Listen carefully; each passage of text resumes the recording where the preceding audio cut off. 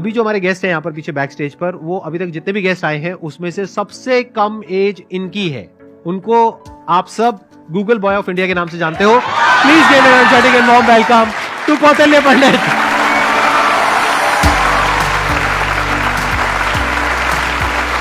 अरे प्लीज बैठो। आपकी एज कितनी है पहले तो ये बता दो। तो अभी करंटली आई एम 14 ईयर्स जी। आपको पता है यहाँ पर जितने भी लोग आए हैं उसमें सबसे कम एज आपकी है अभी। लेकिन सर मतलब जितने भी लोगों से अब तक मैं मिला हूँ आपकी एज के, मतलब 40-50 साल के या 30 ईयर्स के, आपके जितने भी शोज देखे हैं उनमें मेरे को तो सबसे कम उम्र के आप लगे हो। अरे ये बताइए मेरे को कि आपकी ये शुरुआत कैसे हुई। जब मैं 5 साल का था तो मुझे लिखना पढ़ना कुछ नहीं आता था। फिर ऐसे ही था कि मैंने 10-15 दिन में ही मतलब लिखना पढ़ना, like all the alphabets and everything I learn them. तो उसके बाद गर्मियों की छुट्टियों की बात है तो मेरे पापा जी एक स्कूल रन करते हैं छोटा सा गांव में, तो वहां पर मैं पढ़ता था। कहाँ के रहने वाले हो आप? मैं करनाल। अच्छा जी। तो वहां पर एक जैसे हॉलिडे होमवर्क देते सबको एक जनरल कि आपको जो वर्ल्ड मैप होता है, एटलस होता है, अगर जिन जिन को अच्छा लगता है आप वो करके आना, आप मतलब उसे समझ के आना। तो फिर ये मेरे दादाजी ने कहा, फिर पापा जी ने कहा कि तो मैं भी कर सकता हूँ। तो पहले ही दिन मैंने देखा तो I got into it and I learned it. मैं उसमें सवाल पूछता गया और जितने भी मेरे कुछ भी मन में रहता तो वो सब आता गया एंड विद इन 20 डेज और something I got use to it और मुझे बहुत ही अच्छा लगने लगा। एंड जितना भी वर्ल्ड मैप वगैरह इस टाइप की रिगार्डिंग जितनी भी चीज़ें होती हैं, पॉलिटिक्स, इकोनॉमिक्स, वो सभी मुझे मतलब things were very easy for me. And उसी के बाद से लोग कहते गए कि नॉलेज बढ़ता गया और तब से मतलब यही है कि सीखने का प्रयास कर रहा हूँ। कुछ भी नई चीज़ मिलती है, like currently I am a student of 11th grade but I am learning things like astrophysics and quantum mechanics. तो I am not very into it but I like to study it and जितना भी मेरे से हो सकता है मैं उसके अंदर कोई नई चीज़ देखने का प्रयास करता हूँ और कोई नया सवाल पूछने की कोशिश करता हूँ, क्योंकि जितने भी ज़्यादा क्वेरीज, जितनी भी ज़्यादा माइंड के अंदर जो भी कोई क्वेश्चन आता है I try to get it forward और वैसे ही सारी चीज़ें आसान होती रहती हैं। I try to delve myself deep into it, क्योंकि कोई भी फील्ड इस टाइप का I think that they need one thing that is really important for them, that is questioning. क्योंकि जितने ज़्यादा आप अलग टाइप के क्वेश्चंस पूछते हो उतना ज़्यादा आप उस चीज़ को अच्छी तरीके से समझ सकते हो। तो वही है कि मैं अभी भी क्वेश्चंस नए ढूंढ रहा हूँ, जवाब उनके मिल ही जाएंगे। बस ये है कि जितने ज़्यादा और नए और अच्छे क्वेश्चंस मेरे पास आते गए और आते हैं उनसे मैं आगे बढ़ने का कोशिश कर रहा हूँ। क्वांटम फिजिक्स में वेव पार्टिकल थ्योरी है जी सर। तो उसको आपने स्टडी किया होगा। हाँ, जैसे कि wave particle theory, dual nature of light and matter, वो सब, हाँ वो सब अभी धीरे धीरे मैं कर रहा हूँ। और स्पेशली अभी तो मैं एस्ट्रोफिजिक्स जो है वो ज़्यादा पढ़ रहा हूँ।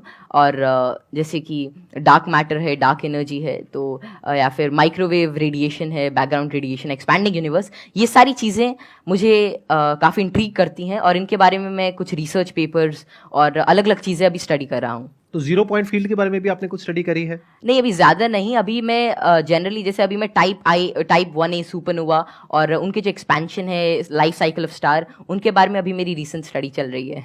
मैंने आपकी YouTube पर एक वीडियो देखी थी जिसमें एक न्यूज़ एंकर आपसे कुछ पूछ रही थी और आप एक एक करके सारे सवालों के जवाब दे रहे थे। तो क्या अभी भी आप उस तरह से सवालों के जवाब दे सकते हैं? कोई भी आपसे कोई भी कैसा भी सवाल पूछेगा तो आप जवाब दे सकते हैं? क्योंकि ऐसा है कि नॉलेज तो एंडलेस है और सब कुछ तो कोई जान ही नहीं सकता। लेकिन ये है कि जितना ज़्यादा मतलब अपने सराउंडिंग्स को ऑब्जर्व करते हैं तो उतना ज़्यादा क्या है, जितना ज़्यादा आप नॉलेज ग्रहण करते रहते हैं उतना आपका माइंड एक तरह की मैग्नेट की तरह बन जाता है। और उसके बाद कोई भी इंफॉर्मेशन, कोई भी चीज़ वो आपको आती रहती है। और ऐसा है कि बहुत सारी चीज़ें मेरे को नहीं भी पता होती और मैं उनको सीखता हूँ। अगर मानो कोई नई चीज़ मेरे को आज पता चलती है तो मैं उसे सीखूंगा और that would be like great for me. तो कोई भी चीज़ I always like to entertain and get new answers and new questions, क्योंकि उसी से ही एक नया फील्ड, एक नया पर्सपेक्टिव मेरे लिए ओपन हो जाता है। एक्सीलेंट जी। तो अब एक काम करते हैं, आप में से किसी के भी माइंड में कोई भी क्वेश्चन है किसी भी तरह का तो वो आप इनसे पूछिए। मैं ये जानना चाहता हूँ कि क्या हम यूनिवर्स को जान सकते हैं कि वो कितना बड़ा है, या हम अभी तक जान पाए हैं? जी, क्या तो क्या पैरामीटर्स हो सकते हैं उसको नापने के लिए? जैसे कि हमने सुना है कि लाइट ईयर्स होते हैं। जी जी। पर वो कितना बड़ा है, क्या हम इमेजिन कर सकते हैं या हम एक्चुअली में उसे प्रैक्टिकली पता कर सकते हैं क्या? तो जो यूनिवर्स की जो एक्सपैंडिंग यूनिवर्स थ्योरी थी वो एडविन हबल ने दी थी और उनके अकॉर्डिंग जो अभी यूनिवर्स की जो एज है वो नियर अबाउट 13.9 बिलियन ईयर्स है और उसी रेट से अभी एक्सपैंड कर रहा है। तो यूनिवर्स जो अभी हमारी थियोरी है यूनिवर्स के जो मोस्टली एक्सेप्टेड है, that is of expanding universe. अभी के हिसाब से हबल कांस्टेंट होता है दैट इज 65 मेगापास्क। तो जो डिस्टेंस ऑफ यूनिवर्स है that is h times d, तो वही 13.9 बिलियन टाइम्स लाइट ईयर। तो इतना भी हमारा एक एस्टिमेशन है कि इतना यूनिवर्स हो सकता है। जैसे आपने इतनी सारी नॉलेज गेन कर रखी है, क्या आप भूलते नहीं है चीजों को, या भूलते हैं? कब रिवाइज करते हैं? हम पढ़ते हैं तो हमें रिवाइज करना पड़ता है, अगले हफ्ते भूल जाते और हैं। रिवाइज करने के आपके बाद साथ भी भूल ऐसा जाते कुछ- हैं। एक्चुअली ऐसे ही होता है है ना? Yes sir. अगर आप किसी चीज को अच्छी तरीके से देख लेते हैं, उसे समझ जाते हैं, तो उसकी एक आउटलाइन आपके दिमाग में रहती है और फिर आपको उसे ज्यादा रिवाइज करने की जरूरत नहीं रहती। तो वही है कि किसी भी चीज का कॉन्सेप्ट रहता है, तो अगर आपको वो समझ में आ गया तो information is just like I think that information is not the main part. If you understand the thing properly, फिर आपको वो सारी चीजें आसानी से याद रहती है, आपको कोई उसके लिए एक्स्ट्रा एफर्ट्स नहीं करने पड़ते। सर पूछ रहे थे, बोल रहे थे ना कि मैं मैटर के बारे में स्टडी कर रहा हूँ, तो मैं ये जानना चाह रहा था कि जो इलेक्ट्रॉन प्रोटॉन है इनका मतलब सबसे पहले किसने बताया था इनके बारे में? तो इलेक्ट्रॉन की जो डिस्कवरी थी, तो यार 9th क्लास की एनसीईआरटी में मिल जाता है। तो जो इलेक्ट्रॉन की डिस्कवरी थी वो जे थॉमसन ने करी थी, और प्रोटॉन जो मिला था वो रदरफोर्ड के एक्सपेरिमेंट से हमने डिड्यूस किया था। और चैडविक ने, मतलब जेम्स चैडविक ने जो बेरिलियम की, मतलब जो रेडियो एक्टिव सोर्स से डीके को स्टडी किया, तो उससे न्यूट्रॉन के बारे में पता चला था। ये तो बहुत बेसिक क्वेश्चन है भैया, कुछ अच्छा पूछो। थोड़े अच्छे क्वेश्चन पूछो। क्या पूछ रहे हो आप लोग यार? टोटली। मुझे आपसे एक क्वेश्चन है कि आप जितने सेलिब्रिटी से मिलते हो, तो आप इतने जो मिलने से पहले जो बात करने का जो होता है नर्वसनेस, इसको कैसे दूर करें? आप जैसे संदीप सर से बात कर रहे हो और बड़े बड़े आप सेलिब्रिटी से मिले हो, तो आप किस तरह से इतना एक्सपीरियंसली आप बात कर लेते हो किसी से? देखिए, जैसे आज मैं यही सोच के आया था कि मैं संदीप सर से मिलूंगा और उनसे बहुत कुछ सीखने को मिलेगा। तो ऐसा तो है नहीं कि संदीप सर आएंगे और मेरे से पूछेंगे चल ये बता, और फटाफट अगर कुछ गलत बताया जाए तो एक थप्पड़ मारेंगे। ऐसा तो होगा नहीं ना। मतलब प्यार से बात करेंगे और अपना आशीर्वाद देंगे, कुछ अच्छा नई चीज शेयर करेंगे। तो वही है कि आप मतलब एक फ्री एंड पे रहें, और जहां पर भी आप मतलब अपने से आप सच जो है वो एक्सपेक्ट करें कि अगर मैं कहीं से सच बोल रहा हूँ तो थिंग्स वुड गेट इजी, और make it easy in your brain. और हर जगह से अगर आप कुछ अच्छा सीख करने की कोशिश करते हैं, ट्रुथफुल रहते हैं, तो आप में nervousness is just a state of mind, और ये बस चला जाता है, जस्ट मिराज। तो बस संदीप सर हैं, आज है, आज इनसे बहुत कुछ सीखने को मिलेगा, आप सभी से आज बहुत कुछ सीखने को मिलेगा। तो आप ऐसा कुछ एक अपना परसेप्शन रखिए और फिर सारी चीजें आपके लिए आसान हो जाएंगी। मेरा ये क्वेश्चन है कि जैसे चंद्र ग्रहण लगता है, सूर्य ग्रहण लगता है, तो उसका कैसे पता लगता है कि वो कब लगेगा और किस टाइम में लगेगा, या कितना, उसका कैसे पता लगता है? ये तो पता है कि वो क्यों लगता है, बट इसका कैसे पता लगता है कि अब लगेगा, या कैसे, उसका क्या होता है?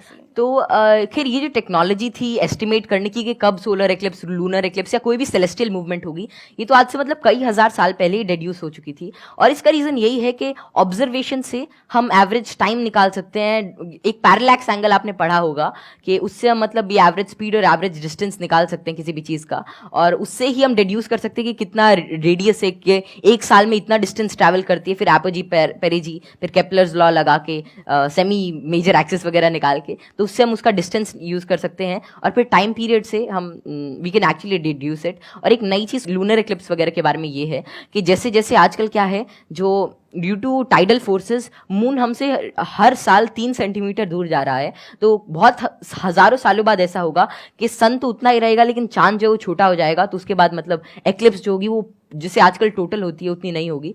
तो ये estimation it is done by using observation. और एस्ट्रोनॉमी एक ऐसा फील्ड है जो हजारों सालों तक ऑब्जर्वेशन से ही चला, और बहुत सारे पुराने साइंटिस्ट जैसे केपलर, गैलीली, आर्यभट्ट, जितने भी बड़े लोग थे जो पुराने जमाने के, वे सभी ऑब्जर्व करते थे। उनकी ऑब्जर्वेटरीज होती थी कि कैसे कैसे जो हेवनली बॉडीज हैं ये इंटरैक्ट कर रही हैं, कैसे कैसे ट्रैवल कर रही हैं, इनमें क्या चेंजेस हैं, और उन्हीं सभी चेंजेस को एस्टिमेट करके, उन सभी को देख के आज हमने मतलब ऐसी सारी टेक्नोलॉजी को डिड्यूस किया है कि जिससे हम कर सकते हैं, एस्टिमेट कर सकते हैं उनका टाइम पीरियड, उनका डिस्टेंस, और कैसे वे एक्ट करेंगे। Excellent ji, big round of applause for him.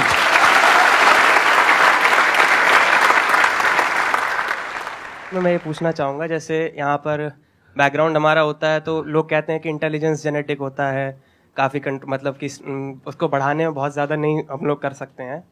तो आपका इस पर क्या व्यू है कि इंटेलिजेंस, जैसे आईक्यू टेस्ट भी आप बार बार दोगे तो आपका आईक्यू का स्कोर बढ़ने लगेगा उसमें, तो आपका इसमें क्या कमेंट रहेगा कि इंटेलिजेंस के लिए आप क्या व्यू रखते हैं? ये ना बहुत इंटरेस्टिंग क्वेश्चन है जी सर। और मैं ये क्वेश्चन के आंसर से पहले एक बार, अगर आपके पेरेंट्स आए हुए हैं, आपके फादर हाँ, आए हुए हैं, पापा जी आए हुए हैं, मैं एक बार उनसे भी कुछ बात करना चाहूंगा। एक बार उनको माइक दीजिए।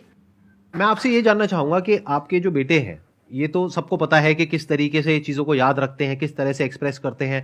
क्या आप भी इसी तरीके से चीजों को याद रख पाते हैं? पहले तो बहुत बहुत धन्यवाद जो आपने माइक दिया, और जो आपके आज दीदार हुए। हम बहुत दिनों से कुछ एक गिने चुने शख्सियत ऐसे जिनसे नहीं मिल पाए, उनमें एक संदीप माहेश्वरी थे, और जैसे ही कौटिल्य को पता लगा कि उनसे मिलने का मौका मिलेगा, ये बहुत ज्यादा एक्साइटेड था आपसे मिलने के लिए। Thank you. मेरे पिताजी भी काफी इंटेलिजेंट व्यक्ति थे, कौटिल्य भी इंटेलिजेंट है, और हम बीच की पीढ़ी हैं।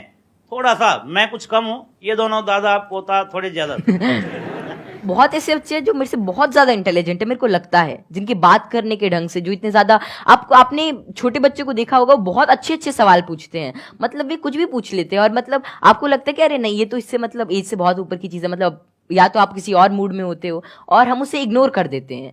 तो जैसे जैसे हम सवाल पूछते हैं, उतना ज्यादा हमारे अंदर एक मतलब चीजों को जानने के लिए एक चाह रहती है, और अगर हम वो उस क्यूरियोसिटी को कर्ब नहीं करते हैं, तो उतनी ही ज्यादा मतलब वो बाद में सवाल पूछता है, उसके एक इंक्विजिटिव ब्रेन रहता है, और curiosity something that drives this intelligence, and I don't think that there is such a great involvement of IQ and genetics. लेकिन हाँ, अगर आपका मन है कि कोई चीज जानने का, कोई चीज करने का, then it's all about will power, और कितना आप उसमें टाइम डिवोट करते हैं, कितना आप क्यूरियोसिटी और इंटरेस्ट से काम करते हैं। Because even Richard P Feynman said, it really doesn't matter कि how much you know, but it matters कि आप कैसी चीज़ों के बारे में सोच रहे हैं, और कितना इंफॉर्मेशन आपके पास है, कितना नॉलेज आपके पास है। It really doesn't matter until and unless you try to use that knowledge, और आप उस नॉलेज से कोई नई चीज़ को समझने का प्रयास करते हैं। और कोई नई चीज़ तभी आ सकती है जब आपके पास कोई नया सवाल होगा। आपने बड़ी अच्छी बात बोली कि क्यूरोसिटी हम सबके अंदर होती है। जी सर। लेकिन होता क्या है कि घर में जाकर के हम उल्टे पुल्टे क्वेश्चंस पूछते हैं, जबकि क्वेश्चंस उल्टे पुल्टे नहीं होते हैं। सामने वाले को समझ नहीं आता है तो उसके लिए उल्टे हो जाते हैं, तो वो उसको चुप करा देते हैं। हाँ, बच्चे को चुप करा देते हैं, और वहीं पे उसकी क्यूरोसिटी मर जाती है। उसके बाद में क्वेश्चनिंग खत्म हो जाती है, उसके बाद में वो रटना शुरू कर देता है। रटने में इंटरेस्ट तो आता नहीं है, तो ना तो अब रट पाते हैं ना समझ पाते हैं, बिल्कुल दोनों तरफ से चले गए। तो अब मैं ये आपसे जानना चाहूंगा कि क्या बचपन में जब आपने क्वेश्चनिंग करी, इस तरह के क्वेश्चंस पूछते थे, शुरू में तो आपने अपने पेरेंट्स से पूछा होगा या अपने आसपास में जो लोग थे उनसे पूछे होंगे जी, तो क्या आपको सपोर्ट मिला? क्या उन्होंने आपको एनकरेज किया, या उन्होंने भी आपको यही कहा कि क्या फालतू के क्वेश्चंस पूछ रहा है? नहीं, जैसे I think I was fortunate enough कि जितने भी मैं सवाल पूछता, कोई ना कोई मेरा जवाब दे ही देता था। और बात शुरू ऐसी होती थी कि मानो कोई घर पे कोई बात चल रही है किसी भी चीज़ को लेकर, मानो दे टॉकिंग अबाउट के एक इकोनॉमिक क्राइसिस है देश में, तो मैं उसके अंदर मैं सुनता रहता था, या कोई भी ऐसी चीज़ हो रही है, कोई स्पेस मिशन जा रहे, मैं सुनता रहता था, मैं चीज़ों को ऑब्जर्व करता था। और वैसे ही मेरे जो भी सवाल आते, I was fortunate enough to get their answers. और मानो अगर मेरे को उसका जवाब नहीं भी मिलता तो मैं पूरे दिन उनसे पूछता रहता। तो एक तो मैंने भी कसम खा रखी थी कि जवाब तो चाहिए ही, तो मैं खाते हुए भी यही पूछता, नहाते हुए भी यही पूछता, और जो भी काम करता मैं मतलब मेरे दिमाग में वही रहता जब तक वो रिजॉल्व नहीं होता। तो ज़्यादा मेरे को दिक्कत नहीं आई, और मेरे को जल्दी ही जवाब मिल गया। और अगर कोई ऐसा रहता तो मतलब मैं भी ठीक था, और मेरे family and everything they supported me really well. तो यहाँ पे वो जो पेरेंट्स मुझे अभी देख रहे हैं, उनके लिए एक बहुत बड़ा लेसन है कि अगर बच्चे कुछ क्वेश्चंस पूछते हैं तो उनके जवाब देने चाहिए, हमें पीछे नहीं हटना चाहिए। और अगर जवाब नहीं है तो हमें बोलना चाहिए, हाँ, विद ऑल दी हम्बलनेस कि भाई हमारे पास में जवाब नहीं है, आप खुद फिगर आउट करो जाकर। मतलब सर जब मैं छोटा था तो it was lean about like 2013 और समथिंग, और तब मतलब यही इंटरनेट बहुत कम था, और तो यही था कि कोई सवाल मेरे मन में आता, शायद वो नहीं पता रहता, तो मेरे पापा जी एक डोंगल आता था, मतलब वोडाफोन का, बहुत महंगा उसका रिचार्ज था, मतलब ऐसे मतलब अभी चला तो एक वीडियो देखने के बाद ही खत्म हो जाता था तो फिर वो लाते, और मतलब मेरा जो भी सवाल रहता मेरे को उसका आंसर मिलता। तो ऐसे ही एटलस आती थी और कई सारी बुक्स थी, उन्होंने मेरी बहुत हेल्प करी। और अगर कभी मानो पर्सनल मतलब कोई और out of the box idea आता है, कोई क्वेश्चन आता, तो उसका जवाब मुझे किसी भी सोर्स से मिल जाता। Thank you ji, thank you Kautilya. Okay, pleasure meeting you. चलो मिलो।